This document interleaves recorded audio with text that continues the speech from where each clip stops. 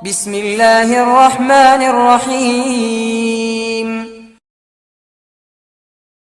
السلام عليكم ورحمة الله تعالى وبركاته. أعوذ بالله من الشيطان الرجيم.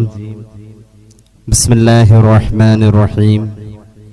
الحمد لله رب العالمين وأفضل الصلاة وأتم التسليم على المبعوث رحمة للعالمين وعلى آله وصحبه ومن سار على هديه إلى يوم الدين أما بعد. മുഅ്മിനീങ്ങളെ, അല്ലാഹു നമ്മെ കബൂലാക്കട്ടെ. നമ്മുടെ പാപങ്ങൾ അല്ലാഹു പുറത്തു തരട്ടെ.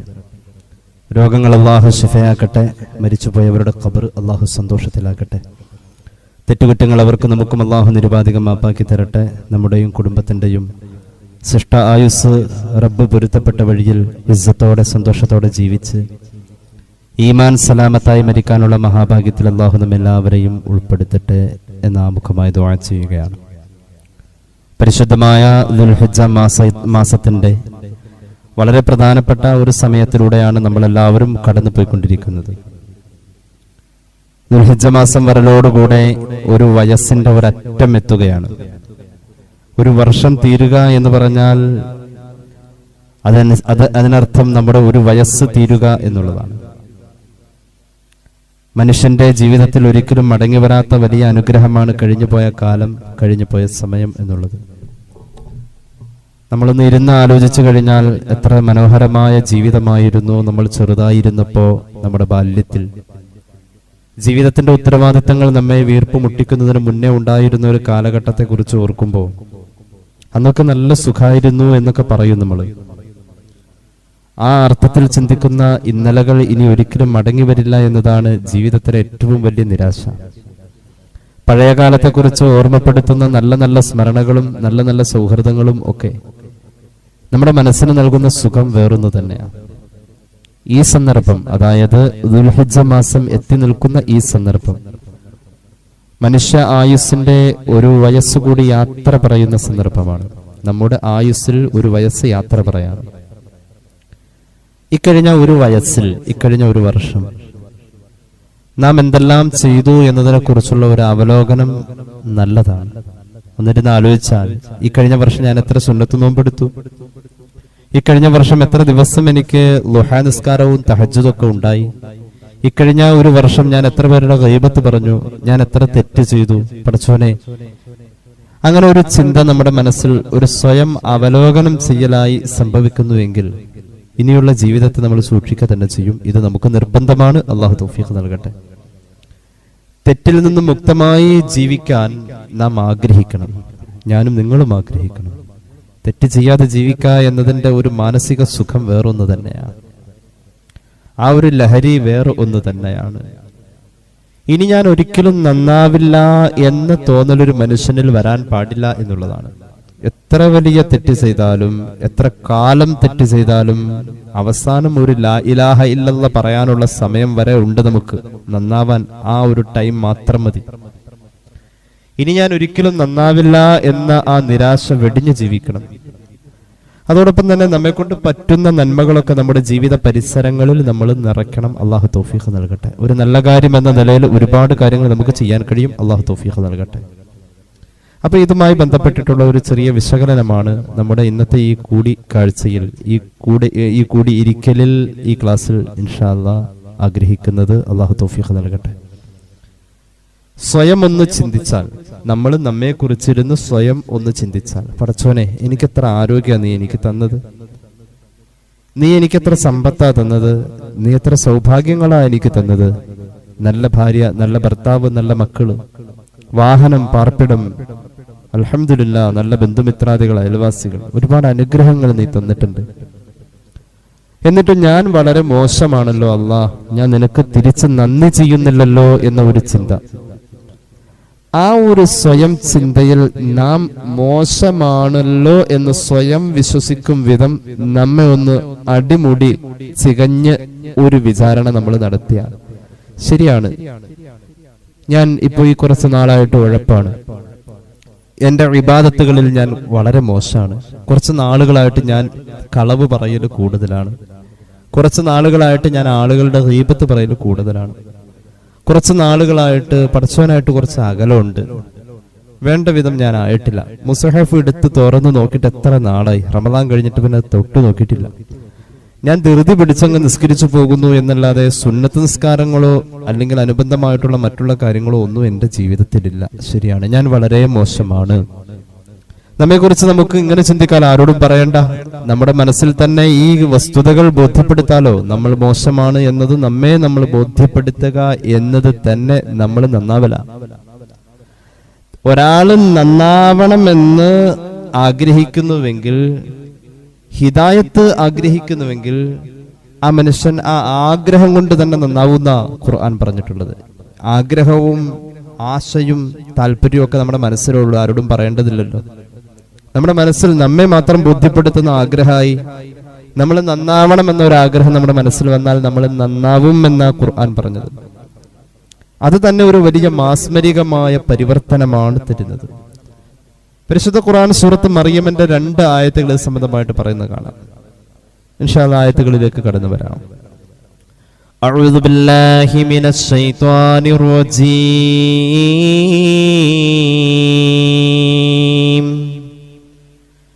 ബിസ്മില്ലാഹിർ റഹ്മാനിർ റഹീം. قل من كان في الضلالة فليمدد له الرحمن مدا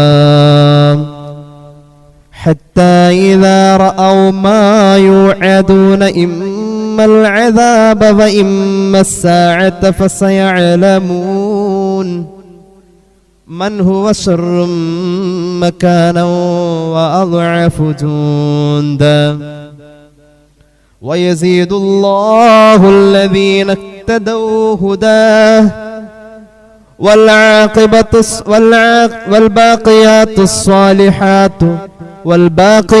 الصالحات خير عند ربك ثوابا وخير مردا. സൂറത്ത് മറിയം 75-76. എന്താ ഈ ആയത്തിൽ പറഞ്ഞത്? ഖുൽ, അങ്ങ് പറയൂ നബിയേ സല്ലല്ലാഹു അലാ മുഹമ്മദ് സല്ലല്ലാഹു അലൈഹി വസല്ലം, മൻ കാന ഫിൽ ളലാലതി ഫൽയംദുദ് ലഹുർ റഹ്മാനു മദ്ദാ.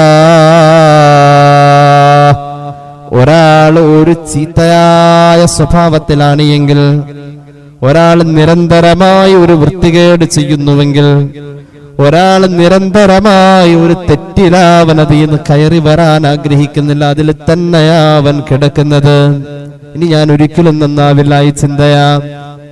അങ്ങനെ നിരന്തരമായ തെറ്റിൽ കഴിയുന്ന മനുഷ്യൻ അതിൽ നിന്ന് കയറി വരുന്നില്ല എന്ന തീരുമാനത്തിൽ ഇനിയിപ്പോ പോയത് പോയി ഇങ്ങനെ ഞങ്ങളുടെ ജീവിച്ച് മരിക്കാമെന്ന് തീരുമാനിക്കുന്നത് അപകടമാണ്. എനിക്ക് നന്നാവണ്ട എന്ന ഒരു തോന്നലിൽ കഴിയുന്നു, നന്നാവണമെന്ന തോന്നൽ വരുന്നുമില്ല. അങ്ങനെ ഒരാൾ ലലാലത്തിലായി കിടക്കുന്നു എന്നത് ആ ഇരുട്ട് അവനിൽ കൂടി വരുമെന്ന് ഖുർആൻ. നന്നാവൂലാന്ന് വിചാരിച്ച് നടക്കല് തന്നെ അപകടമാണെന്ന് ഖുർആൻ. ഫൽയംദുദ് ലഹുർ റഹ്മാനു മദ്ദാ. അങ്ങനെ നന്നാവൂല എന്നൊരു തോന്നൽ വന്നാ നന്നാവാത്ത അവസ്ഥയിലേക്ക് അവൻ മാറും. എന്താ കേട്ടോളൂ, അടുത്ത ആയത്ത് കേട്ടോളൂ.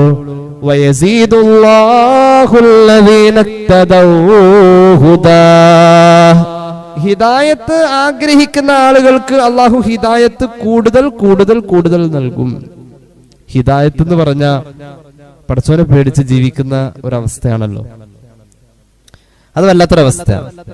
പടച്ചവർ അള്ളാഹുവിനെ പേടിച്ച് ജീവിക്കുന്ന അവസ്ഥയിലായിരിക്കും ഒരാൾ സുബഹി നിസ്കരിക്കുക. അള്ളാഹുവിനെ പേടിച്ച് ജീവിക്കുന്ന അവസ്ഥയിലാണല്ലോ ഒരാൾ എത്ര വലിയ മഴയാണെങ്കിലും എഴുന്നേറ്റ് സുബഹി നിസ്കരിക്കുന്നു. അള്ളാഹിനെ പേടിച്ച് ജീവിക്കുന്ന അവസ്ഥ. അവൻ അള്ളാഹു ഹിദായത്ത് കൂടുതൽ കൊടുക്കുക. എന്തേ? അവന്റെ സുബഹി നിസ്കാരത്തിൽ അവൻ ദുആ ഇറക്കാണ്, അള്ളാഹുവേ നീ ഹിദായത്ത് നൽകിയവരുടെ കൂട്ടത്തിൽ നീ എന്നെ ചേർക്കണേ. നിലവിൽ അവൻ ഹിദായത്തിലാണ്. ഇപ്പൊ നീ എന്റെ ഹിദായത്ത് വർദ്ധിപ്പിക്കണേ എന്നൊരു ധ്വനി ആ പ്രാർത്ഥനയിലുണ്ട്. അപ്പൊ ഒറ്റ വാക്കിൽ പറഞ്ഞാൽ, നന്നാവണോ? ഹിദായത്തിന് ആഗ്രഹിക്കുക, നിരാശ വെടിയുക. നിരാശ അപകടമാണെന്ന് പരിശുദ്ധ ഖുർആൻ. അഴുക്ക് ഇല്ലാത്ത വെളിച്ചമുള്ള ഒരു മനസ്സ് നമ്മൾ ഉണ്ടാക്കണം. അഴുക്ക് ഇല്ലാത്ത, അഴുക്ക് എന്ന് പറഞ്ഞാൽ തന്നെ അസൂയ, കുശുമ്പ്, അവനുണ്ടാവട്ടെ, അതിനെന്താ, അൽഹംദുലില്ലാ. അവർക്കുണ്ടാവട്ടെ അൽഹംദുലില്ലാ, അവര് നന്നാവട്ടെ അൽഹംദുലില്ലാ അൽഹംദുലില്ലാ. ഈ അൽഹംദുലില്ലാ ഇങ്ങനെ കൂടെ കൂടെ ഇങ്ങനെ പറഞ്ഞ് മനസ്സിലുള്ള കുശുമ്പുകളെ കളയാൻ പറ്റും. അൽഹംദുലില്ലാ, ഒരു പ്രാർത്ഥനാ മനസ്സോടുകൂടെ പഠിച്ചവൻ ഉണ്ടാവട്ടെ അൽഹംദുലില്ലാ. അപ്പൊ നമുക്കുണ്ടാവും. മറ്റുള്ള ഒരാളുടെ അനുഗ്രഹത്തെ കുറിച്ച് നമ്മൾ ആത്മാർത്ഥമായ അൽഹംദുലില്ലാ പറയുന്നിടത്ത് നമുക്കും അത് ഉണ്ടാവലാണ്. അപ്പൊ അങ്ങനെ നമ്മുടെ മനസ്സിന്റെ അഴുക്ക് കളഞ്ഞിട്ട് അഴുക്ക് ഇല്ലാത്ത വെളിച്ചമുള്ള ഒരു മനസ്സുണ്ടാക്കി എടുക്കണം. അങ്ങനെ മനസ്സിൽ നന്മ ഉള്ള ആൾക്ക് നമ്മൾ പറയാറുണ്ട്, അയാളുടെ മുഖത്ത് നല്ലൊരു പ്രകാശമാണ്, അയാളുടെ മനസ്സിൽ നല്ല വെളിച്ചാണ്, നിങ്ങളുടെ മനസ്സിന്റെ വിശാലതയാണ്, നിങ്ങൾ നല്ല മനസ്സാണെന്നൊക്കെ പറയുന്നു എന്ന് പറഞ്ഞ പോലെ അഴുക്ക് ഇല്ലാത്ത ഒരു മനസ്സ്, നന്മയുള്ള മനസ്സിൽ അല്ലാഹു ഒരു പ്രകാശം നൽകുമെന്ന് ഖുർആൻ. ആ പ്രകാശം അല്ലാഹു നമുക്ക് എല്ലാവർക്കും നൽകട്ടെ. നന്മയുള്ള മനസ്സിൽ അല്ലാഹു ഒരു വെളിച്ചം കൊടുക്കും. നന്മയുള്ള മനസ്സിൽ അല്ലാഹു ഒരു വെളിച്ചം നൽകുമെന്ന് ഖുർആൻ. ബിസ്മില്ലാഹിർ റഹ്മാനിർ റഹീം. أفمن شرح الله صدره للإسلام فهو على نور من ربه فويل للقاسية قلوبهم من ذكر الله أولئك في ضلال مبين. സൂറത്ത് الزمر. അല്ലാഹു തആല ഒരാളുടെ ഹൃദയത്തിന് വിശാലത നൽകിയാൽ അല്ലാഹു തരട്ടെ. അസൂയയില്ലാത്തൊരു മനസ്സാ, ശുറൂഹിയത്തിന്റെ മനസ്സ്, കുശുമ്പില്ലാത്ത, ആരെയും പറ്റിക്കണമെന്ന് ഉള്ളില് കരുതി കൂട്ടി നാം വെച്ചു പുലർത്തുന്ന പകയില്ലാത്ത ആ ഒരു മനസ്സ്, അങ്ങനെ ഒരാൾക്ക് കിട്ടിയാൽ ഫഹുവ അലാ നൂരിൻ മിർ റബ്ബിഹി, അല്ലാഹു കൊടുക്കുന്ന ഒരു വെളിച്ചാണ് ഹൃദയത്തിൽ.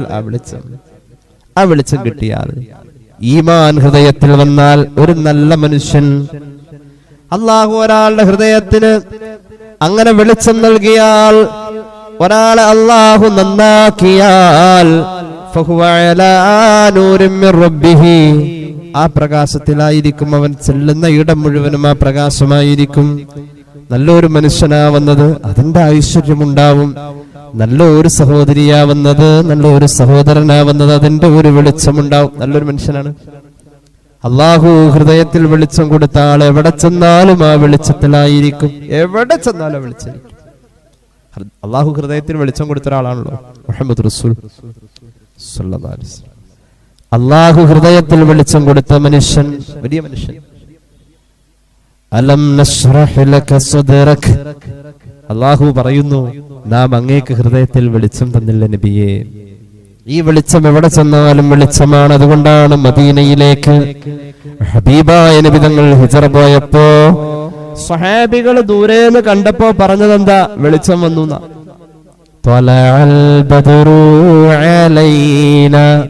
ഞങ്ങളിലേക്ക് പരിപൂർണമായ അമ്പിളി വന്നു.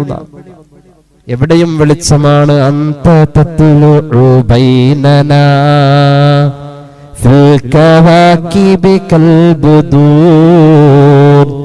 ബൽ വഅശ്റഫു മിൻഹു യാ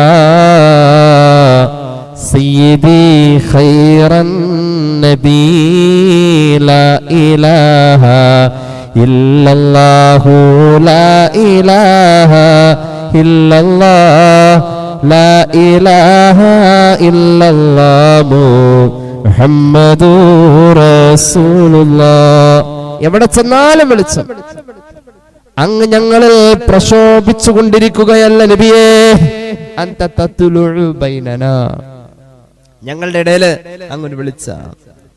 ഇന്ന ബൈതൻ അന്ത സാകിനുഹു ലൈസ മുഹ്താജൻ ഇലസ്സുറുജി വജ്ഹുകൽ വല്ലാഹു ഹുജ്ജത്തുനാ യൗമ യഅ്തിന്നാസു ബിൽ ഹുജജി. ഇന്ന ബൈതൻ, തീർച്ചയായും ഒരു വീട്. അന്ത സാക്കിനുഹു, ആ വീട്ടിൽ താമസിക്കുന്നത് അങ്ങാണ്. ലൈസ മുഹ്താജൻ, ആ വീട് ഇനി ആവശ്യം ഇല്ല. ഇല സുറുജി, വിളക്ക് കത്തിച്ചു വെക്കുന്നതിലേക്ക്. കാരണം എന്താ? അവിടെ വെളിച്ചം അങ്ങ് ഉണ്ട്. അങ്ങാണ് അവിടുത്തെ വെളിച്ചം. ഹൃദയത്തിൽ അല്ലാഹു വെളിച്ചം കൊടുത്ത മനുഷ്യൻ എവിടെ ചെന്നാലും വെളിച്ചമാണ്. മഹാനായ സയ്യിദുനാ മൂസ അലൈഹിസ്സലാം ഈ വെളിച്ചം അല്ലാഹുവോട് ചോദിച്ചു. ഖാല റബ്ബി ശ്റഹ് ലീ സദ്രി വയസ്സിർ ലീ അംരീ. അല്ലാഹുവേ, എന്റെ ഹൃദയത്തിന് നീ വെളിച്ചം തരണേ. സയ്യിദുനാ മൂസ അലൈഹിസ്സലാം, അല്ലാഹു നമുക്ക് തൗഫീഖ് നൽകട്ടെ. നീ നോക്കിക്കോളൂ, മുഅ്മിനീങ്ങളെ മഹ്ശറയിൽ ചെല്ലുമ്പോൾ വെളിച്ചമാണ്. ആ വെളിച്ചത്തിലേക്കുള്ള സമ്പാദ്യ. ഞാൻ നന്നാവും, എനിക്ക് നന്നാവണം. എന്റെ നാവിൽ വരുന്നത് വെളിച്ചത്തിന്റെ വാക്കുകളായിരിക്കണം, ഖുർആനായിരിക്കണം. എന്റെ നാവിൽ അല്ലാഹുവിന് ഇഷ്ടമുള്ളതായിരിക്കണം. റബ്ബ് കൂലി തരുന്ന വർത്തമാനമല്ലാത്ത ഒരു വർത്താനം ഞാൻ ഇനി പറയൂല. അല്ലാഹുവിന്റെ മുന്നിൽ എന്നെ വിചാരണ ചെയ്യപ്പെടുമ്പോൾ എന്നെ ശിക്ഷിക്കാൻ കാരണമാകുന്ന ഒരു വർത്തമാനവും ഇനി ഇൻഷാ അല്ലാഹ് ഞാൻ പറയൂല. നാവ് സൂക്ഷിക്കാം. അല്ലാഹു തൗഫീഖ് നൽകട്ടെ. ഒരു മുഅ്മിനായ മനുഷ്യൻ ഇങ്ങനെ സൂക്ഷിച്ച് ജീവിച്ചു കഴിഞ്ഞാൽ അവന്റെ വാക്കും പ്രവൃത്തിയും ചിന്തയും അല്ലാഹുവിന്റെ പൊരുത്തമെന്ന തലത്തിലൂടെ ചിന്തിച്ചാൽ ഒരു വയസ്സ് നഷ്ടപ്പെടുന്ന സമയമാ ദുൽഹിജ്ജ മാസം നമ്മോട് യാത്ര പറയുന്ന ഈ സന്ദർഭം. അങ്ങനെയാണോ എന്ന് നമ്മൾ ആലോചിച്ചാൽ അല്ല എന്ന ഉത്തരം നമ്മുടെ മനസ്സാക്ഷി നമ്മോട് പറയുന്നുവെങ്കിൽ ഇനി അങ്ങനെ ആവണം. ആ വെളിച്ചം നമ്മുടെ മനസ്സിലും വരണം. എവിടെ ചെന്നാലും ആ വെളിച്ചം എല്ലാവർക്കും കിട്ടുകയാ. എവിടെ ചെന്നാലും ആ വെളിച്ചം എല്ലാവർക്കും കിട്ടുകയാ. ഒരു നാട്ടിൽ ഒരു മഹാനായ മനുഷ്യൻ ജീവിച്ചാൽ ആ നാട്ടിൽ ഒരു സൂര്യപ്രകാശം പോലെയാ മഹാൻ. അങ്ങനെയുണ്ടല്ലോ, ഒരു നാട്ടിൽ ഒരു മഹാനായ മനുഷ്യൻ ജീവിച്ചാൽ, ഒരു മഹാനായ സയ്യിദ് ജീവിക്കുന്ന ഇടത്ത് ആ മഹാനായ മനുഷ്യൻ ആ നാട്ടിൽ മുഴുവൻ വെളിച്ചമാണ്. എല്ലാവർക്കും വെളിച്ചം. മുഅ്മിനായ മനുഷ്യൻ എവിടെ ചെന്നാലും വെളിച്ചമാണെന്ന് ഖുർആൻ. കേട്ടോളൂ, യൗമ തറൽ മുഅ്മിനീന വൽ മുഅ്മിനാതി യസ്ആ നൂറുഹും ബൈന ഐദീഹിം വബിഐമാനിഹിം ബുശ്റാകുമുൽ യൗം ജന്നാത്തു തജ്രി മിൻ തഹ്തിഹൽ അൻഹാർ ഖാലിദീന ഫീഹാ ദാലിക ഹുവൽ ഫൗസുൽ അലീം. സൂറത്തുൽ ഹദീദ്. അന്നത്തെ ദിവസം മഹ്ശറ. അന്നത്തെ ദിവസം ഇരുട്ടിന്റെ ഗോഹരങ്ങളിൽ നിന്നും മനുഷ്യൻ ഒരു വെളിച്ചം തേടി ഓടുന്ന ദിവസം. അന്ന് മുഅ്മിനീങ്ങളായ മനുഷ്യരെ അങ്ങ് കാണാം. യൗമ തറൽ മുഅ്മിനീന വൽ മുഅ്മിനാത്ത്. അല്ലാഹു ഹൃദയത്തിൽ ഈമാന്റെ വെളിച്ചം കൊടുത്ത ആണുങ്ങളെയും പെണ്ണുങ്ങളെയും അങ്ങേക്ക് കാണാം നബിയേ. യസ്ആ നൂറുഹും ബൈന ഐദീഹിം വബിഐമാനിഹിം. അല്ലാഹു ഹൃദയത്തിൽ ഈമാൻ കൊടുത്ത നല്ല നല്ല മനുഷ്യന്മാർ കുറെ പേര് ജീവിച്ചു മരിച്ചു പോയല്ലോ. അവരെ അങ്ങേക്ക് അന്ന് കാണാൻ കഴിയും. അന്ന് അവരുടെ മുന്നിലും അവരുടെ പിന്നിലും ഒക്കെ വെളിച്ചമാ. നമ്മളിൽ നിന്നും മരിച്ചുപോയ ഉപ്പമാരോർക്കൂ, ഉമ്മമാരോർക്കൂ. ഒരുപാട് ഖത്മുൽ ഖുർആൻ ഓതിയ എത്രയോ ആളുകൾ. ഈ അടുത്ത ദിവസം ഒരു ഉമ്മ മരിച്ചു. നമ്മുടെ ഈ തൃശ്ശൂർ ജില്ലയിൽ തന്നെ ഒരു വർഷം 50 ഖത്മുൽ ഖുർആൻ നിഷ്പ്രയാസം ഓതുന്ന, ഒരുപാട് വിദ്യാഭ്യാസമൊന്നുമില്ലാത്ത, പരിഷ്കാരങ്ങളിൽ ചെന്നു ചേരാത്ത ഒരു ഉമ്മ. ഞാൻ അവരുടെ വീട്ടിൽ പോയി ദുആ ചെയ്തിരുന്നു. അല്ലാഹു മഗ്ഫിറത്ത് കൊടുക്കട്ടെ. തൃശ്ശൂർ ജില്ലയിൽ ഒരു സഹോദരി ഒരു വർഷം 50 പ്രാവശ്യം ഖുർആൻ ഖത്മ് തീർക്കുക ഒരു പഴയ മലബാരി മുസഹഫിൽ അവർ അങ്ങനെ പതിവായി ചെയ്തിരുന്നു. അതിന്റെ ഇടയിലും അവരുടെ പ്രസവങ്ങൾ നടന്നിട്ടുണ്ട്, അവരുടെ മക്കളെ വളർത്തൽ നടന്നിട്ടുണ്ട്, അവരുടെ വീട്ടിൽ പശു വളർത്തിയിട്ടുണ്ട്, അവരുടെ വീട്ടുപണികളും നടന്നിട്ടുണ്ട്, അവരുടെ ഭർത്താവിനെ അവർ പരിചരിച്ചിട്ടുണ്ട്, മക്കളെ അവർ പരിപാലിച്ചിട്ടുണ്ട്. കുടുംബത്തിന്റെ എത്ര തിരക്കിന്റെ ഇടയിലും അവർ ഇങ്ങനെ പരിശുദ്ധ ഖുർആനുമായി ബന്ധപ്പെട്ടു മരിച്ചുപോയി. അല്ലാഹു മഗ്ഫിറത്ത് കൊടുക്കട്ടെ. ഒരു വെളിച്ചായിരുന്നു. അങ്ങനെ പറയത്തരുണ്ട്. ലക്ഷക്കണക്കിന് ദിക്റുകൾ ചൊല്ലിയിരുന്ന ഉപ്പ ഒരു കുടുംബത്തിൽ നിന്നും മരിച്ചു പോകുമ്പോൾ അത്രയും ദിക്ർ ആ കുടുംബത്തിൽ ഇല്ലാതെ വരുന്നു. ശരിയല്ലേ? ഒരു വല്ലുപ്പ, ഒരു വല്ലുമ്മ ലക്ഷോപലക്ഷം ദിക്റുകൾ ചൊല്ലും ആഴ്ചകൾ കൊണ്ട് അല്ലെങ്കിൽ മാസങ്ങൾ കൊണ്ട്. ആ വീട്ടിൽ നിന്ന് ആള് മരിച്ചുപോയ ആ വീട്ടിൽ നിന്നും അത്രയും ഇബാദത്ത് കുറയാ. ആരാധിഞ്ഞത് പരിഹരിക്കാൻ? വീട്ടില് ആരാത് പരിഹരിക്കാൻ? വീട്ടില് രാവിലെ പത്രം വന്നു കഴിഞ്ഞാൽ ആ പത്രം എടുത്തു വെക്കുന്നത് രാവിലെ പത്രക്കാരനെ കാണുന്ന വീട്ടുകാരൻ വളരെ കുറവാ. അത് വല്യപ്പ സുബഹിസ്കാരം കഴിഞ്ഞെടുത്ത് വെച്ചിട്ടുണ്ടാവും. രാവിലെ പാല് വാങ്ങാൻ നമ്മുടെ പ്രായമുള്ള ഉമ്മ പോയിട്ടുണ്ടാവും. ഉമ്മ മരിച്ച പാല് വാങ്ങാൻ ചിലപ്പോ മകളോ മകനോ മരുമകളോ പോവോ. പത്രം എടുത്തു വെക്കാൻ അടുത്ത ആള് വരും. പക്ഷെ അവര് ചെയ്ത ഇതല്ലാത്ത മറ്റു ആത്മീയ പ്രവർത്തനങ്ങൾ അവിടെ അനാഥമായി. ഇനി അത് ആരാ ചെയ്യാ? അവര് നാളെ മഹ്ശറയിൽ വരുമ്പോ വെളിച്ചത്തിലാണെന്നാ ഖുർആൻ പറഞ്ഞത്. മനസ്സിന്റെ വെളിച്ചം വല്ലാത്തൊരു നന്മ തന്നെയാണ്. ഒരു ഹദീസ് പലപ്പോഴും നമ്മൾ പറഞ്ഞിട്ടുള്ള ഹദീസാണ്. ഒരു ഉദാഹരണം കേട്ടോ, ഒരു ഹദീസ് കേട്ടോളൂ. ഇമാം തുർമുദിയുടെ ജാമിഇൽ കാണാം ഹദീസ്. അൻ ഹുദൈഫ റളിയല്ലാഹു അൻഹു ഖാല റസൂലുള്ളാഹി സ്വല്ലല്ലാഹു അലൈഹി വസല്ലം ലാ തകൂനു ഇമ്മഅതൻ, നിങ്ങൾ അനുകരണ സ്വഭാവക്കാരാവല്ലേ എന്ന് മുഹമ്മദ് റസൂൽ സ്വല്ലല്ലാഹു അലൈഹി വസല്ലം. അനുകരണം ഉണ്ടല്ലോ. കല്യാണ വീട്ടിലെ കവറ് എത്ര അങ്ങോട്ട് കിട്ടിയത്? ആ പാവപ്പെട്ടവൻ 500 തന്നത്. നമുക്കൊരു 10,000 കൊടുക്കാൻ കഴിവുണ്ടാവും. എന്നാ 500 കൊടുത്താൽ മതി. അനുകരണം. എന്നോടവൻ അങ്ങനെയാ പെരുമാറിയത്, അത് അവന്റെ സംസ്കാരം. ഞാനും അങ്ങനെ ചെയ്യൂ. ഒരു നന്മയിൽ നമ്മൾ തടസ്സമാവല്ലേ എന്ന് മുഹമ്മദ് മുസ്തഫ സ്വല്ലല്ലാഹു അലൈഹി വസല്ലം. തഖൂലൂൻ ഇൻ അഹ്സനന്നാസു അഹ്സന്നാ വഇൻ ളലമൂ ളലംനാ. ആളുകൾ ഇങ്ങോട്ട് ചെയ്ത പോലെ ഞങ്ങൾ അങ്ങോട്ട് ചെയ്യൂ. ഞങ്ങളെ വഴി തടഞ്ഞവരാതുകൊണ്ട് ഞങ്ങളും വഴി കൊടുക്കൂല. അതുകൊണ്ടല്ലോ ഒരു മയ്യത്ത് കട്ടിൽ കൊണ്ടുപോകാൻ പോലും ഇടമില്ലാത്ത വഴികൾ. എന്തിനപ്പ അതിന്റെ കാര്യം? കൊടുത്തിട്ട് എന്ത് കാര്യം? ഞാൻ ചോദിക്കട്ടെ, ഇവിടെ വെച്ചുകൊണ്ടിരുന്നിട്ട് എന്ത് കാര്യം? വഴി തടസ്സം നിൽക്കുന്ന എത്രയോ ആളുകൾ. സങ്കടം തോന്നാറുണ്ട്. റസൂലുള്ളാഹി പറയുന്നു സ്വല്ലല്ലാഹു അലൈഹി വസല്ലം, റബ്ബിന്റെ അടുക്കൽ നിങ്ങൾക്ക് വിജയിക്കണോ എന്നാൽ വത്തിനു അൻഫുസകും, മനസ്സ് ഒന്ന് നന്നാക്കാനുണ്ട്. ഇൻ അഹ്സനന്നാസു അൻ തുഹ്സിനു വഇൻ അസാഉ ഫലാ തദ്ലിമു. ആളുകൾ ചെയ്താലും ചെയ്തില്ലെങ്കിലും എനിക്കൊരു ഉത്തരവാദിത്വമുണ്ട്. എന്റെ റബ്ബ് എന്നെ പലതും തന്ന് ഏൽപ്പിച്ചിട്ടുണ്ട്. ഞാനത് എങ്ങനെ ചെലവ് ചെയ്യുമെന്നവൻ നോക്കുന്നുണ്ട്. ആ ബോധത്തോടുകൂടെ കുത്തുവാക്ക് പറഞ്ഞതിന് മറുത്ത് കുത്തുവാക്ക് പറയുകയോ കുറ്റം പറഞ്ഞതിന് കേൾപ്പിച്ചുകൊണ്ട് പകരം വീട്ടുകയോ അല്ല. സത്യവിശ്വാസിയുടെ സ്വഭാവം അതല്ല. ഒരു വയസ്സ് നഷ്ടപ്പെടുമ്പോൾ ഈ ഒരു സംസ്കരണം നമുക്ക് വന്നേ പറ്റൂ. അതിനാണ് ദുൽഹിജ്ജ വന്നത്. നന്നായി ഒരു മുഹറത്ത് സ്വീകരിക്കാൻ നിൽക്കുക. അല്ലാഹു തൗഫീഖ് നൽകട്ടെ. ചിന്തിപ്പിക്കുന്ന ചില വാക്കുണ്ട് പരിശുദ്ധ ഖുർആൻ സൂറത്തുൽ ഖിയാമയുടെ ചില ആയത്തുകള്. അല്ലാഹു എത്ര ഗൗരവത്തോടു കൂടി ആ വിഷയം പറയുന്നു. നമ്മളൊക്കെ ആലോചിക്കേണ്ട, നമ്മുടെ മനസ്സിനെ പാകപ്പെടുത്തിയെടുക്കേണ്ട ഒരു ചിന്തയിൽ ഏറ്റവും കൂടുതൽ ഉപകാരപ്പെടുന്ന വാക്കുകളാ ഈ വാക്കുകൾ. സൂറത്തുൽ ഖിയാമ. ബിസ്മില്ലാഹിർ റഹ്മാനിർ റഹീം.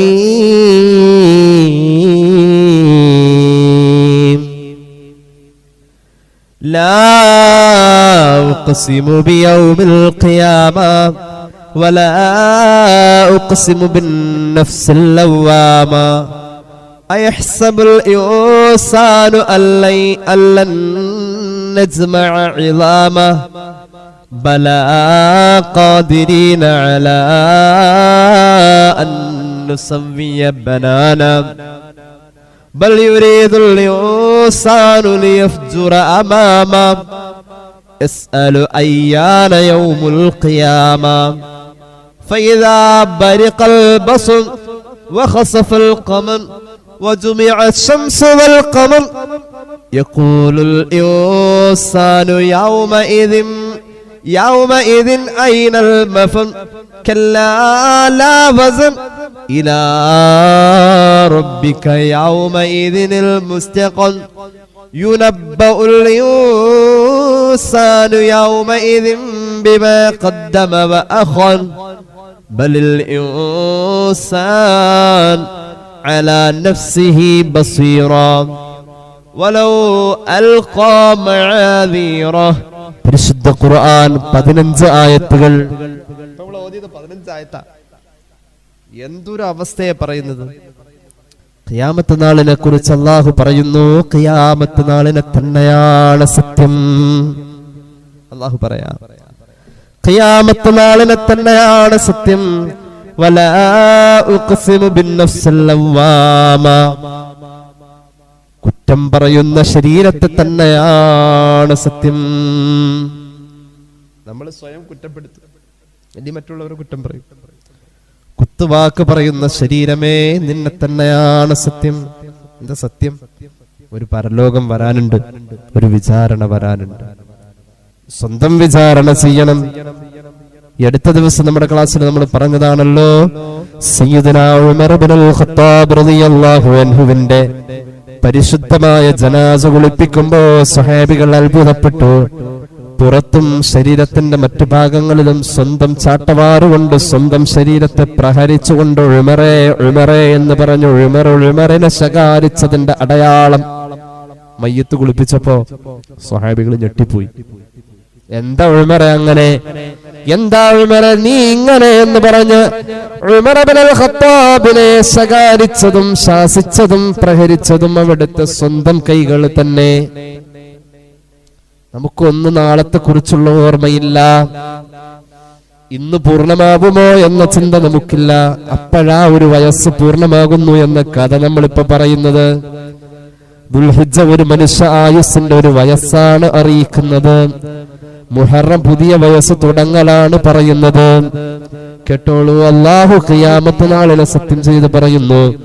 എന്താണ് സത്യം ചെയ്ത് പറഞ്ഞത്?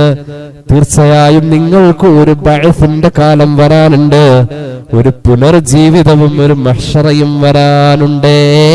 പരിശുദ്ധ ഖുർആൻ. അത് മറക്കണ്ട, ആഖിറെന്നുള്ള ചിന്ത മറക്കണ്ട. അവിടെ ചെന്നൊക്കെ പറയേണ്ടി വരും, അല്ലാഹുവേ നന്നാക്കി തരണേ അല്ലാ, ഞങ്ങൾ ചെയ്യുന്ന അമലുകൾക്ക് നാളെ അതുകൊണ്ട് ഉപകാരം കിട്ടണം എന്ന ഒരു നെയ്യത്ത് ഞങ്ങളുടെ മനസ്സിൽ നീ ദൃഢമാക്കി തരണേ അല്ലാ. അപ്പൊ ഒരു ചിരി പോലും അർത്ഥത്തിലാവും, ഒരു രൂപ ദാനം ചെയ്യുന്നതും അർത്ഥത്തിലാവും, ഒരു നന്മ ചെയ്യുന്നത്, ഒരു ഗ്ലാസ് വെള്ളമെടുത്ത് കൊടുക്കുന്നതും അർത്ഥത്തിലാവും, ഒരു നടത്തം അതും ഒരു അർത്ഥമുള്ളതാവും. അല്ലാഹു തൗഫീഖ് നൽകട്ടെ. അയഹ്സബുൽ ഇൻസാനു അല്ലൻ നജ്മഅ ഇളാമഹ. മനുഷ്യൻ കണക്ക് കൂട്ടുന്നുവോ? മനുഷ്യൻ വിചാരിക്കുന്നുവോ അവനെ കുഴിമാടത്തിൽ വെച്ച് അവന്റെ ശരീരം ചിതലുകളും പുഴുക്കളും തിന്ന് എല്ലുകൾ മാത്രമായി കിടക്കുന്നോടത്തു നിന്നും ഒരിക്കലും ഇനി അവനൊരു പുനർജീവിതം ഉണ്ടാവില്ല എന്നവൻ ചിന്തിക്കുന്നു? അങ്ങനെ ചിന്തിക്കേണ്ട കാര്യമൊന്നുമില്ല. ബലാ ഖാദിരീന അലാ അൻ നുസവ്വിയ ബനാന. അല്ലാഹു പറയുന്നു, അല്ലാഹുവിന് അതിനൊക്കെ കഴിവുണ്ട്. അല്ലാഹുവിന് അതിനൊക്കെ കഴിവുണ്ട്. അല്ലാഹുവിന് അതിനൊക്കെ കഴിവുണ്ട്. അല്ലാഹുവിന്റെ കഴിവ് എവിടെ വരെ എന്നറിയുമോ? അലാ അൻ നുസവ്വിയ ബനാന. നമ്മുടെ വിരലുകളിലേക്കൊന്ന് നോക്കൂ. ഈ വിരലുകളെ അല്ലാഹു ഒരേ തോതിലാണ് അതിനെ നിവർത്തുമ്പോഴും സങ്കോചിപ്പിക്കുമ്പോഴും റബ്ബ് ക്രോഡീകരിച്ചിരിക്കുന്നത്, ക്രമീകരിച്ചിരിക്കുന്നത്. അതിന് പോലും അല്ലാഹുവിന് ഇനിയും കഴിയും. മനസ്സിലായില്ലേ? നമ്മൾ ഈ വിരല് ഇപ്പൊ നിങ്ങളുടെ കൈപ്പത്തിയുടെ ഇത് നിവർത്തി പിടിക്കാം. ഇങ്ങനെ പിടിച്ചിട്ട് നോക്കിയേ, ചെറിയ വിരലിന്റെ ഹൈറ്റ് അല്ല അതിന്റെ തൊട്ടടുത്തുള്ള വിരലിന്, നടുവിരൽ അതിലും ഹൈറ്റാ. അന്ന് അതിന്റെ തൊട്ട് താഴെ നമ്മുടെ ചൂണ്ടുവിരല് ഈ പറയപ്പെട്ട ഒരു ഹൈറ്റും അല്ലാത്ത മറ്റൊരു ഹൈറ്റാ. താഴെ വരുന്ന തന്ത ഓർ തള്ള വിരൽ, ആ വലിയ വിരല്, അത് വേറൊരു ഹൈറ്റാ. ഈ കൈ പതുക്കെ ഒന്ന് മടക്കിയെ ഒന്ന് ചുരുട്ടും പോലെ കൊണ്ടുവന്ന് ഈ ഹൈറ്റുകളൊക്കെ യഥേഷ്ടം ഒരു പ്രകാരത്തിൽ ഏകദേശം അടുത്തെടുത്ത് വരാം. നമ്മൾ കൈ ഒന്ന് ചുരുട്ടി പിടിക്കാൻ നോക്കി, എല്ലാ വിരലിന്റെയും അകലം, ആ ദൂരം, എല്ലാ വിരലിന്റെയും ഈ ഉയരം ഒരുപോലെയായി. അതായത് വലിയവനും ചെറിയവനും ഒരുപോലെ വരുന്നു ഒന്ന് ചെറുതാവുമ്പോ. ഒരു സുജൂദ് ഇവിടെ നമുക്ക് സങ്കല്പിക്കാം, അല്ലേ? നമ്മൾ നമ്മുടെ ശരീരത്തിൽ ഇതുപോലെ മടക്കലാണെന്ത്? സുജൂദ്. വലിയവനും മടക്കിയപ്പോ ഒരുപോലെ ഇരിക്കുന്നത്, ചെറിയവനും മടക്കിയപ്പോ ഒരുപോലെ ഇരിക്കാം. നമ്മുടെ ശരീരത്തിന്റെ ഏറ്റവും വലിയ ജോയിന്റ് നമ്മുടെ നടുവാണ്, നമ്മുടെ നടുഭാഗം, അരഭാഗം. ആ വലിയ ജോയിന്റിന് നമ്മൾ മടക്കിയപ്പോ വലിയ പണക്കാരനും വലിയ പണ്ഡിതനും വലിയ തറവാടിയും വലിയ രാജപദവിയിലിരിക്കുന്ന ഭരണാധികാരിയും സാധാരണക്കാരനായ പാവപ്പെട്ടവനും നടുമടക്കി അള്ളാഹുവിന്റെ മുന്നിൽ സാഷ്ടാംഗം സമർപ്പിച്ചപ്പോ അവരുടെ വലിപ്പം ഒരുപോലെ ആയിരിക്കുന്നത്. സുജൂദിൽ കിടക്കുന്ന മനുഷ്യന്മാരൊക്കെ ഏറെക്കുറെ ഒരേ വലിപ്പം പോലെ. ഒന്നാ വിരല് മടക്കാൻ നമുക്കത് ഇങ്ങനെ വിരല് നിവർത്തി പിടിക്കാം. ഈ കോൺഗ്രസിന്റെ ചിഹ്നം പോലെ കൈപ്പത്തി ഇങ്ങനെ ഉയർത്തിപ്പിടിക്കാം. എന്നിട്ട് ഇത് പതുക്കെ ഇങ്ങനെ വിരലിങ്ങനെ മടക്കി മടക്കി കൊണ്ടുവരുമ്പോ നമ്മുടെ 5 വിരലിന്റെയും നഖം ഏകദേശം ഒരേ ലെവലിൽ വരും. ഉറപ്പായിട്ടും 4 വിരലിന്റെ അടുത്തടുത്ത് വരും. തന്ത വിരലിന്റെ മാത്രം കിട്ട് മാറിക്കുന്നുള്ളൂ. കണ്ടോ? ഈ അകലത്തെ കൃത്യമായി ക്രോഡീകരിക്കാനും അള്ളാഹുവിന് കഴിയും. ഈ ഒരു പുനർജീവിതത്തിൽ രണ്ടാമത് റീപ്ലേസ് ചെയ്യുമ്പോ പലതും ഒരു മൈനറായിട്ടുള്ള കാര്യങ്ങൾ പോലും ക്ലിയർ ആയിട്ട് വരില്ല. ഒരു ചെറിയ വൈകല്യം ഉണ്ടാവും. ഇഴച്ചു കെട്ടിയാൽ മുഴച്ചിരിക്കൂ എന്ന് പറയും. അള്ളാഹു ഇഴച്ചു കെട്ടുന്നോടത്ത് എന്ത് ചെയ്യില്ല? മുഴച്ചിരിക്കലില്ല. അള്ളാഹു പറയുന്നു, ഓരോ മനുഷ്യരുടെയും പുനർജീവിത നേരത്തെ അവന്റെ ശരീരത്തെ അള്ളാഹു അതുപോലെ തന്നെ പടയ്ക്കുമ്പോ അവന്റെ വിരലുകളെപ്പോലും അള്ളാഹു ക്രമാനുസൃതമായി ക്രോഡീകരിക്കുന്നവനാണ്. അതിന്റെ അകലവും വലിപ്പവും അതിന്റെ വികസനവും സങ്കോചവും കൃത്യമായി തന്നെ അള്ളാഹു പാലിക്കും. അങ്ങനെ അള്ളാഹു നിങ്ങളെ മെഷറെ കൊണ്ടുവരാ. കാരണം ഈ വിരല് കംപ്ലൈന്റ് ഉള്ള വിരലാണെങ്കിൽ അവിടെ വരുമ്പോ വർത്താനം പറയാൻ കംപ്ലൈന്റ് ഉണ്ടാവാൻ പാടില്ല. ഈ വിരൽ എന്താവും പറഞ്ഞത്? اليوم نختم على أفواههم وتكلمنا أيديهم وتشهد أرجلهم بما كانوا يكسبون. വിരല് വർത്താനം പറയുന്നു ഖുർആൻ. വിരല് വർത്താനം പറയണം. അള്ളാഹു പറയുന്നു പുനർജീവിതത്തിന്റെ നേരത്തെ ബല, അതെ നമുക്ക് ഖാദിരീന അലാ അൻ നുസവ്വിയ ബനാന, അവന്റെ ഓരോ വിരലുകളുടെയും അകലവും അതിന്റെ വികസന സങ്കോചന രീതികളും അതിന്റെ ക്രോഡീകരണവും കൃത്യവും വ്യക്തവുമായ അല്ലാഹു പുനഃസ്ഥാപിക്കാൻ കഴിവുള്ളവനാണ്.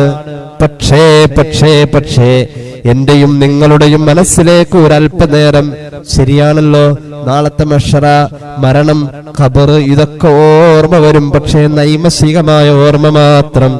മനസ്സിനെ കീറി മുറിച്ചിട്ടുള്ള പല മരണങ്ങളും നമ്മുടെ മുന്നിൽ വരുമ്പോ നമ്മളൊന്ന് പതറാറുണ്ട്.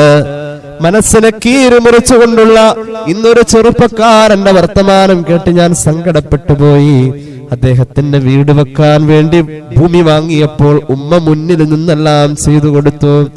ഭൂമി വാങ്ങി കൊറോണയുടെ കെടുതി കഴിഞ്ഞ് ഞാൻ എന്റെ വീടിനുള്ളതായ ശിലാസ്ഥാപനം നടത്തുമ്പോ ഇത് കാണാൻ എന്റെ ഉമ്മയില്ല. ഞാൻ ചോദിച്ചു, ഉമ്മക്ക് എന്ത് പറ്റി? അദ്ദേഹം പറഞ്ഞു, കൊറോണ കൊണ്ടുപോയി ഉസ്താദേ. കൊറോണ വന്നപ്പോ ഉമ്മ മരിച്ചുപോയി. ഞങ്ങൾ ആരും സ്ഥലത്തുണ്ടായില്ല. രോഗം അതായിരുന്നു എന്നതിലേക്ക് ശ്രദ്ധിക്കാൻ ആരുമുണ്ടായില്ല. ഉമ്മ പോയി എന്ന് പറയുന്നു. ഞാൻ പറയട്ടെ, പല മരണങ്ങളും നമ്മെ പലപ്പോഴും ഒരു 2 ദിവസത്തെ മരവിപ്പിൽ നിർത്തും. എന്നിട്ടോ പിന്നെ നമ്മുടെ മുഖത്ത് ചിരി വിടരും. എന്തുകൊണ്ട്? നമ്മൾ മറക്കുന്നു. നമ്മുടെ നാളെയെ കുറിച്ചുള്ള പലതും നമ്മൾ മറക്കാണ്. ആഖിറം എന്ന ചിന്ത നമ്മുടെ മനസ്സിലില്ലാതെ പോകുന്നു. ഈമാനില്ലാത്തവരില ആ നടുക്കം, നിഷ്പ്രയാസം പെട്ടെന്ന് തന്നെ മാറുക എന്ന് പരിശുദ്ധ പ്രമാണങ്ങൾ പറയുന്നു. അള്ളാഹു കാത്തുരക്ഷിക്കട്ടെ. ഇനി കേട്ടോളൂ, ഖുർആൻ പറയുന്നു, ഇത്രയൊക്കെ പുനർജീവിതത്തെ കുറിച്ച് ചിന്തിച്ചാലും പഠിച്ചാലും പക്ഷേ യുരീദുൽ ഇൻസാനു ലിയഫ്ജുറ അമാമ, ഭാവി ജീവിതത്തിൽ തോന്നിവാസം ചെയ്യാനാ മനുഷ്യൻ ഉദ്ദേശിക്കാം. ഭാവി ജീവിതത്തിൽ തോന്നിവാസം ചെയ്യാനാ മനുഷ്യൻ ഉദ്ദേശിക്കാം. ഭാവിയിൽ തന്നെ അവന്റെ മരണമുള്ളതെന്നവൻ മറക്കാം. അവന്റെ വയസ്സ് ഇത്ര കഴിഞ്ഞു എന്നത് ഒരിക്കലും ഒരു നഷ്ടമായവന് തോന്നാറില്ല. ഇനി അത്ര ജീവിക്കുമെന്ന് ഉറപ്പില്ല. അത് അവന്റെ മനസ്സ് അംഗീകരിച്ച കാര്യം. ഈ ജീവിച്ച അത്ര ഇനി ജീവിക്കില്ല എന്നുള്ളത്, ഇത്രയും ജീവിച്ചത്ര ഇനി ജീവിക്കുന്ന ഉറപ്പില്ല. നമുക്ക് ജീവിച്ച അത്ര ഇനി ജീവിക്കൂല എന്നത് നമുക്ക് ഉറപ്പുള്ള കാര്യമാണ്. എന്നാലും അത് നമ്മുടെ മനസ്സുൾക്കൊള്ളൂല. ഭാവിയിൽ തോന്നിവാസ ജീവിതം നയിക്കാൻ, രഹസ്യമായി തെറ്റ് ചെയ്യാൻ, ആരും കണ്ടില്ലെങ്കിൽ അത് തെറ്റല്ലടോ, ആരെങ്കിലും കണ്ടാൽ മാത്രം തെറ്റെന്ന് ആ ഒരു വിചാര പദത്തിലേക്ക് നമ്മുടെ മനസ്സ് അടിമപ്പെട്ടു പോയ കാലം. ആരെങ്കിലും കണ്ടാലാണ് മോശം, കണ്ടില്ലേ കുഴപ്പമില്ല. ഉണ്ട് അല്ലേ? ആരും കണ്ടാലാ പ്രശ്നമാണ്, കണ്ടില്ലേ കുഴപ്പമില്ല എന്ന അവസ്ഥ. കണ്ടു കഴിഞ്ഞാൽ പീഡനാവും, കണ്ടില്ലേ കുഴപ്പമില്ല എന്ന് പറഞ്ഞ പോലെ. അല്ല കണ്ടാലേ പ്രശ്നമുള്ളൂ, അല്ലെങ്കിൽ ഒരു കുഴപ്പമില്ല, അല്ലെങ്കിൽ ഒരു കുഴപ്പമില്ല. ആ ഒരവസ്ഥ. മനുഷ്യന്റെ ഭാവിയിൽ മനുഷ്യൻ ചീത്തയാവണമെന്ന തീരുമാനത്തിൽ തന്നെയാ നടക്കുന്നത്.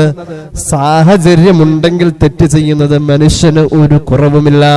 പലരും തെറ്റ് ചെയ്യാത്തത് അള്ളാനെ പേടിച്ചിട്ടല്ല.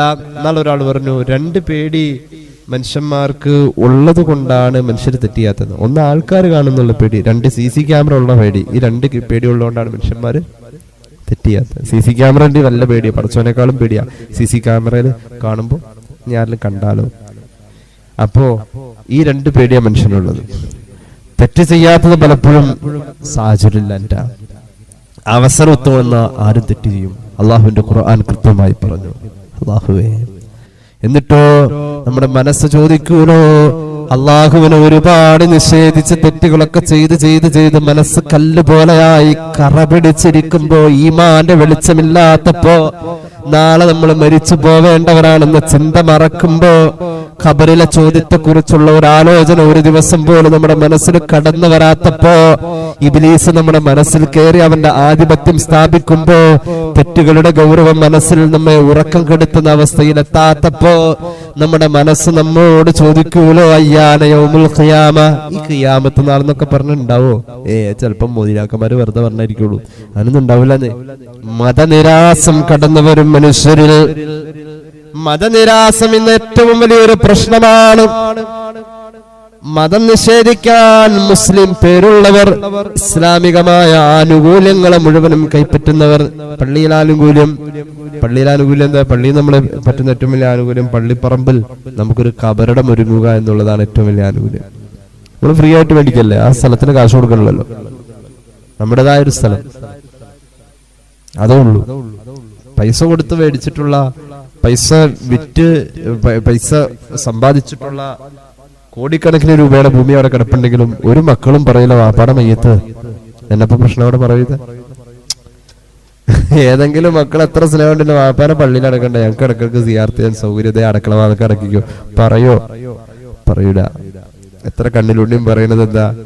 പള്ളിപ്പറമ്പിൽ അവിടെ തെക്കേ ഭാഗത്ത് വടക്കേ ഭാഗത്ത് അവിടെ കബറൊട്ടിക്കൊന്നേ പറയുള്ളൂ. എന്താ എന്റെ വാപ്പാടെ എന്തെങ്കിലും ഒരു അവകാശം അവിടെ ഉണ്ടോ? ഒന്നുമില്ല. എന്തെങ്കിലും ആ സ്ഥലത്തിനൊരു വാടക കൊടുക്കണ്ടോ? അതുമില്ല.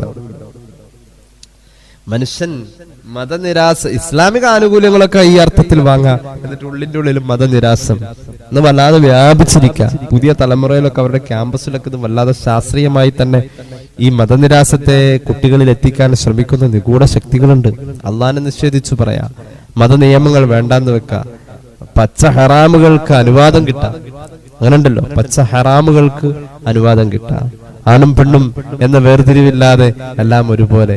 അതിൽ കുറെയൊക്കെ രക്ഷിതാക്കളും കൂട്ടു നിൽക്കുന്ന അവസ്ഥ ഉണ്ടെന്ന് ഞാൻ പറഞ്ഞാൽ അത് തെറ്റ് കാണും എന്നെനിക്ക് തോന്നുന്നില്ല. കാരണം ആ ഒരു കാലഘട്ടത്തിലാവും ഈ ഇതൊക്കെ ആരെങ്കിലും എവിടെയൊക്കെ പറഞ്ഞു കഴിഞ്ഞാൽ പറയും, നിങ്ങൾ ഏത് കാട്ടിന്നവന്നെ, ഇത് ഏത് കാലാ എന്നൊക്കെ പറഞ്ഞറിയും. ഒരു പക്ഷേ അങ്ങനെയൊന്നും അല്ല.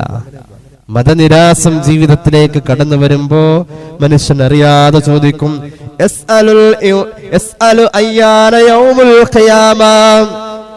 എവിടെയായി മഹ്ശറ, എവിടെയായി വിചാരണ, എവിടെയായി മുൻകർ, എവിടെയായി നക്കീർ, എവിടെയാ ഖബറിന്റെ ഇരുട്ട്? എന്നാൽ കേട്ടോളൂ ഫൈദാ ബരിഖൽ ബസ്ർ, അവൻ നിഷേധിച്ച പലതും കൺമുന്നിൽ കാണുമ്പോൾ അവൻ ഞെട്ടിത്തെറിക്കുമെന്ന് ഖുർആൻ. നിഷേധിച്ചതിനെ കാണുമ്പോൾ അവൻ നമ്പരന്ന് പോകും. ഖാബിലുൽ അർവാഹി മലക്ക് ഇസ്രായീൽ അലൈഹിസ്സലാമിനെ ആദ്യം കാണാം. നമ്മൾ പലപ്പോഴും ഉൾക്കൊള്ളാതെ പോയതല്ലേ നമ്മുടെ സ്വന്തം മരണം. ഇതുപോലെ ഒരു നീലട്ടാർപ്പായ നമ്മുടെ വീടിന്റെ മുറ്റത്ത് വലിച്ചു കെട്ടുമെന്നത് നമ്മൾ ഓർക്കാൻ ശ്രമിച്ചിട്ടില്ല. ആ വാടക കസേര നാളെ എന്റെ വീട്ടിലായിരിക്കും നിരത്തിയിടുക എന്നതും നമ്മൾ ആലോചിച്ചിട്ടില്ല. ഖുർആൻ പറയുന്നു, നമ്മൾ ചിന്തിക്കാത്ത, നമ്മുടെ കണ്ണുകൾ കാണാൻ ആഗ്രഹിക്കാത്ത പലതിനെയും കാണുമ്പോ ആ സമയം നിഷേധിച്ചത് കാണുന്ന മനുഷ്യൻ ഞെട്ടിത്തെറിക്കും. അവന്റെ കണ്ണ് നട്ടുപോകും, അത് അമ്പരന്ന് പോകും. പരലോക ജീവിതത്തിലേക്കുള്ള വിചാരണയുടെ ദിവസങ്ങളിലേക്ക് പോകുമ്പോഴേക്കും ചന്ദ്രൻ നശിക്കുമല്ലോ, ചന്ദ്രന് വെളിച്ചമില്ല, എവിടെയാ ചന്ദ്രൻ, എവിടെയാ ആകാശത്തുള്ള അമ്പിളി, കാണുന്നില്ലല്ലോ. ഇപ്പൊ എന്താ ഈ സമയത്ത് കാണാത്തത്? ലോക അവസാനത്തിന്റെ തൊട്ടു മുന്നേ ഈ ഭൂമിയിൽ ഭയാനകരമായ ഒരു ഇരുട്ട് വരാനുണ്ടെന്ന് സയ്യിദുനാ റസൂലുള്ളാഹി സ്വല്ലല്ലാഹു അലൈഹി വസല്ലം ഒരു വലിയ ഇരുട്ട് വരും. ശാസ്ത്രം പറയുന്നു അത് 72 മണിക്കൂറാണ്. എത്ര ദിവസം ഉണ്ടാവും? 24, 48, 72, 3 ദിവസം. ഈ ഭൂമി മുഴുവനും ഇരുട്ടായിരിക്കും. ആ സമയത്ത് അല്ലാഹു വെളിച്ചം നൽകുന്ന 2 വെളിച്ചം. ഒന്ന് പരിശുദ്ധ റമളാന്റെ നോമ്പാണ്, നോമ്പെടുത്തവനായി ഇരുട്ട് പ്രയാസമില്ല. രണ്ടാമത്തേത് പരിശുദ്ധ ഖുർആനിന്റെ പാരായണമാ. ആ ഖുർആൻ പാരായണം ജീവിതത്തിലുള്ളവന് ഇരുട്ട് പ്രശ്നമല്ല. അല്ലാഹു തൗഫീഖ് നൽകട്ടെ. അപ്പൊ ചിന്തിക്കണം, ചന്ദ്രൻ ഗ്രഹണം ബാധിച്ച് വെളിച്ചമില്ലാതെ വരും ഖിയാമത്ത് നാൾ ആവുമ്പോൾ. സൂര്യനും ചന്ദ്രനും ഒരേ അവസ്ഥ വരും, രണ്ടിനും വെളിച്ചമില്ല എന്ന് പറഞ്ഞാൽ സൂര്യന്റെയും ചന്ദ്രന്റെയും പ്രകാശം ചുരുത്താനുള്ള അതിന്റെ കഴിവ് നഷ്ടപ്പെടും. പ്രകാശം പ്രസരിപ്പിക്കാനും പ്രകാശത്തെ പ്രോജ്വലിപ്പിക്കാനുമുള്ള കഴിവ് സൂര്യനും ചന്ദ്രനും ഇല്ലാതെ പോകും. ഒരു സെക്കൻഡിൽ 5640 ലക്ഷം ടൺ ഹൈഡ്രജൻ, 5600 ലക്ഷം ടൺ ഹീലിയമായി മാറുന്ന രാസപ്രവർത്തനത്തിലൂടെ സ്വയം നശിച്ചുകൊണ്ടിരിക്കുകയാ സൂര്യൻ എന്ന് ആധുനിക സയൻസ് പറയുന്നു. അങ്ങനെ സൂര്യന്റെ പിണ്ഡം ഭൂമിയേക്കാൾ കുറയുന്ന ഒരു കാലം വരുമ്പോൾ, നിലവിൽ ഗുരുത്വാകർഷണ വ്യവസ്ഥയിൽ മാറ്റങ്ങൾ വരുമ്പോൾ സ്വാഭാവികമായും ഇന്നത്തെ അസ്തമയ ദിക്കിലേക്ക് സൂര്യൻ തിരിച്ചു പോകും എന്ന ഒരു അവസ്ഥയെ കാണാൻ ഈ ഭൂമിയുടെ അവസാന കാലഘട്ടത്തിൽ സാധിക്കുമെന്ന് പറയുന്ന ശാസ്ത്രീയ സത്യങ്ങളെ ഏഷ്യാനെറ്റ് ഒരിക്കൽ ഒരു വാർത്തയായി തന്നെ പറഞ്ഞത് ഞാൻ ഓർക്കുന്നുണ്ട്. പടിഞ്ഞാറന്ന് സൂര്യൻ അസ്തമിക്കുമെന്ന് മുഹമ്മദ് റസൂൽ സ്വല്ലല്ലാഹു അലൈഹി വസല്ലം പറഞ്ഞോടത്തേക്കാണ് ഈ ആയത്ത് പോയത്. ചന്ദ്ര ഉദയം എവിടെയാ? പടിഞ്ഞാറല്ലേ. ചന്ദ്ര ഉദയം പടിഞ്ഞാറ്, സൂര്യ ഉദയം കിഴക്ക്. അങ്ങനെ നമ്മൾ കാണാറ് സാധാരണ. ഈ ആയത്ത് പറയുന്നു സൂര്യനെയും ചന്ദ്രനെയും കൊണ്ടുപോയി ഒരു സ്ഥലത്ത് അള്ളാഹു ഒരുമിച്ച് കൂട്ടും എന്ന് പറഞ്ഞാൽ അതിനർത്ഥം എന്താ? പടിഞ്ഞാറെന്ന് സൂര്യൻ ഉദിക്കും. അപ്പൊ ഉറപ്പായി, ശരിയാ, മദ്രസയിലൊക്കെ പഠിച്ചിട്ടുണ്ട്, ഖിയാമത്ത് നാളെ സംഭവിക്കുമ്പോ പടിഞ്ഞാറെന്ന് സൂര്യൻ ഉദിക്കും. സൂര്യൻ പടിഞ്ഞാറ് നിന്ന് ഉദിക്കുന്ന സമയമെത്തിയിട്ട് പിന്നെ തൗബ ചെയ്താൽ തൗബ അള്ളാഹു സ്വീകരിക്കൂല. മുഹമ്മദ് റസൂൽ സ്വല്ലല്ലാഹു അലൈഹി വസല്ലം. ശരിയാ, അതേ സൂര്യൻ ഉദിച്ച പടിഞ്ഞാറുന്ന. അപ്പൊ അപ്പുറത്തെ വീട്ടിലേക്ക് ഇപ്പുറത്തെ വീട്ടിൽ നിന്ന് ഇത്ത വിളിച്ചു, റെഡിയോ ഇതേ അപ്പുറത്താണ്, ഇതേ സൂര്യൻ പടിഞ്ഞാറുന്നാട്ടോ ഉദിച്ച്. ഖുർആൻ ക്ലാസ്സിലൊക്കെ പറഞ്ഞില്ലായിരുന്നു സൂര്യൻ പടിഞ്ഞാറുന്ന് ഉദിച്ചു കഴിഞ്ഞാൽ ഖിയാമത്ത് നാളാവുന്നു. ആഹാ ശരിയാ. അപ്പൊ ഇനിയിപ്പോ എന്താ ചെയ്യാ? അസ്തഗ്ഫിറുല്ലാഹ് അൽഅദീം ചൊല്ലിയിട്ട് കാര്യമില്ല. നിസ്കരിക്കാൻ നമ്മൾ എത്ര ഹൃദയ സാന്നിധ്യത്തോടു കൂടെ നിസ്കരിച്ചിട്ട് അതിനൊരു തൗബയുടെ രൂപം അല്ലാഹു കാണൂല. തൗബയുടെ വാതിൽ അടയുമ്പോഴാ സൂര്യൻ പടിഞ്ഞാറുന്ന് ഉദിക്ക എന്ന് പുണ്യ നബി സ്വല്ലല്ലാഹു അലൈഹി വസല്ലം ഖുർആൻ പറയുന്നു. അത് കാണുമ്പോ മനുഷ്യൻ പറയും,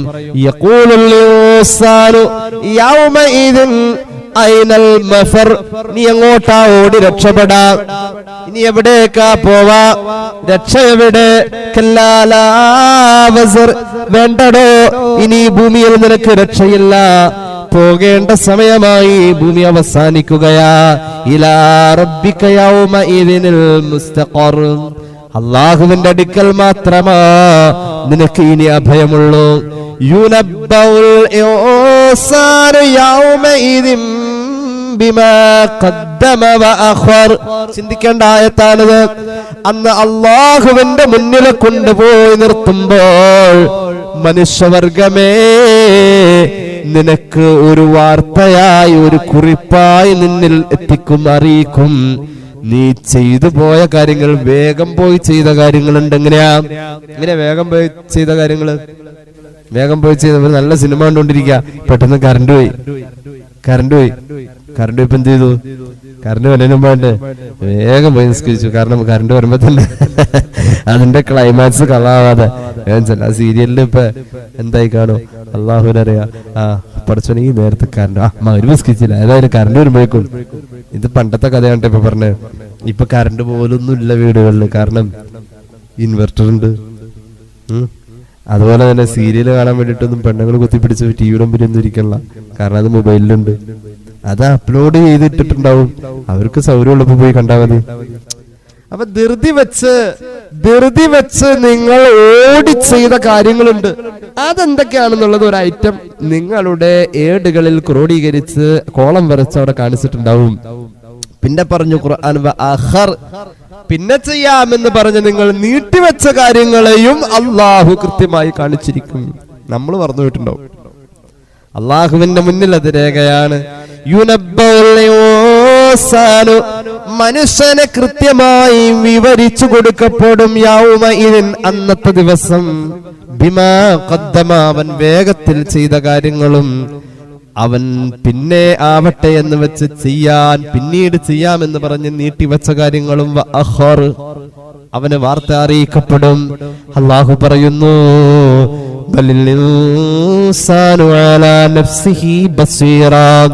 അന്നത്തെ ദിവസം മനുഷ്യൻ സ്വന്തം ശരീരത്തിന് എതിരെ സാക്ഷി പറയുന്നു.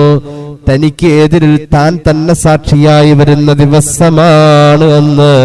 വലൗ അൽഖാ മആദീറ അന്നത്തെ ദിവസം ഒഴിവ് കഴിവുകൾ അല്ലാഹുവിന്റെ മുന്നിൽ സമർപ്പിച്ചാൽ പോലും മനുഷ്യന്റെ സാക്ഷി മനുഷ്യന് എതിരിൽ മനുഷ്യൻ തന്നെയാ.